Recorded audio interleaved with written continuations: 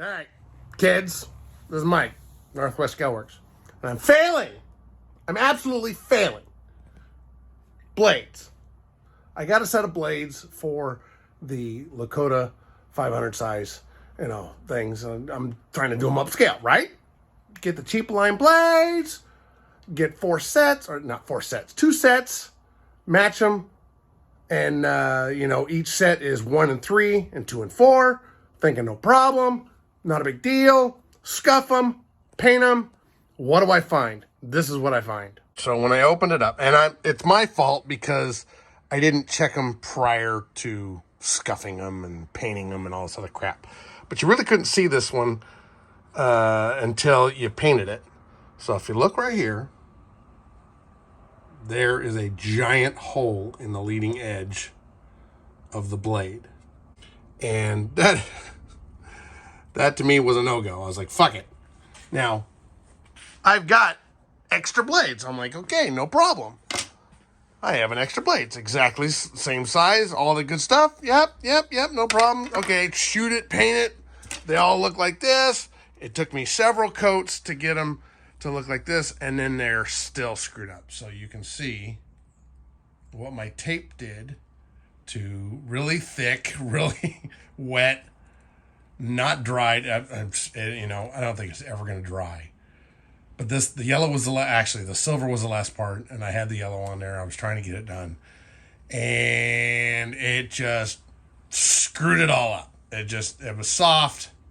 I painted it too thick, and so I was like, shit. All right, so I got my 4 sets, and I was like, oh, to hell with it. I'll just throw it on a bouncer. I'm up camping. I wanted to fly it. I was like, okay, yeah, well, just to hell with it. I brought my balancer. I brought all the stuff to do it with, right?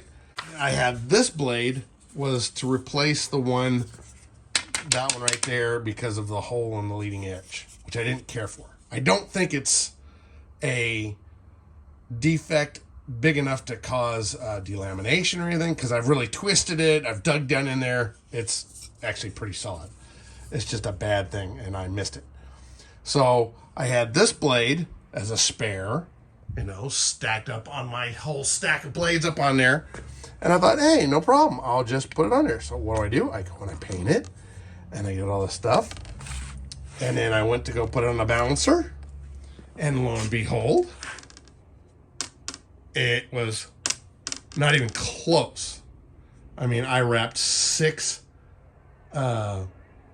strips of gray tape, which is kind of matching that for on the bottom.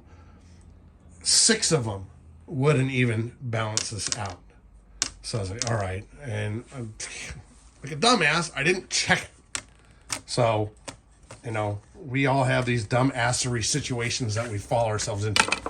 So I'm going back to the messed up blade in the front. I'm going to fill that with some filler. I'm going to put some CA down in it first just to kind of let it soak down in there.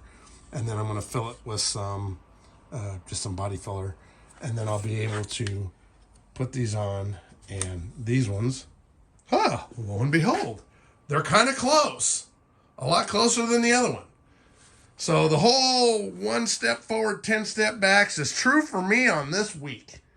Trying to get this thing to be at a point where I can do some stuff. So this sucks. And you can tell by my voice, I have been sick all through my camping trip, which sucked. And this just blows. But I'm sanding everything down. These both look like these. And I sanded it down to where I'll be able to start over and do the whole thing over again and give it plenty of time to dry, because one of the big things on the yellow, I painted the 1 coat, got it done, and like a dipshit, I stacked them like that. And then the next day I came in and I pulled them apart. Well, hey, you know what? You know what happens when you stack wet paint on top of wet paint? It was dry for 48 hours. Should have been dry, right? Yep. Nope. Came off the other blade, so I had to do it all over again. So that's where we are at this week for the Lakota. And then, of course, as I'm taking it out of the camper, Yeah, we all know how this goes. Snapped right off. But good thing was is I just barely glued it in there. And I can just barely glue it back in there again.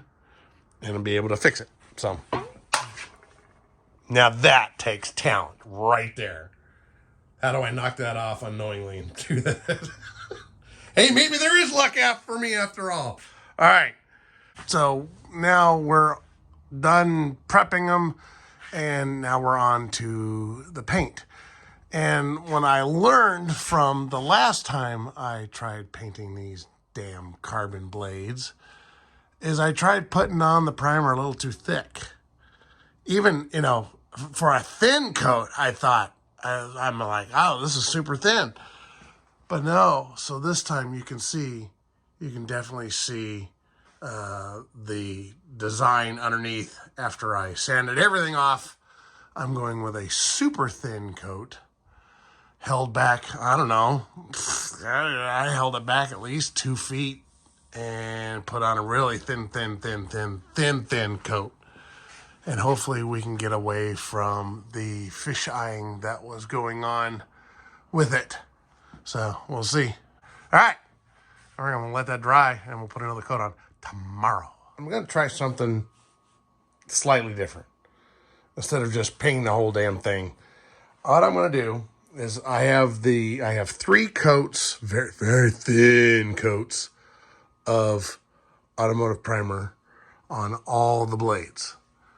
So at each step after they're dry, I sanded these, and you can kind of see that's the number 4 blade and that's the number 2 blade. And you can see number 4 is slightly heavier. So at each step, what I'm going to do is I'm going to let it dry and then weigh them and see, if I can get them closer to balance. And I balanced 1 and 3, and they were right on. So even though that's probably why this one's lighter, because this one had the hole in it on the leading edges.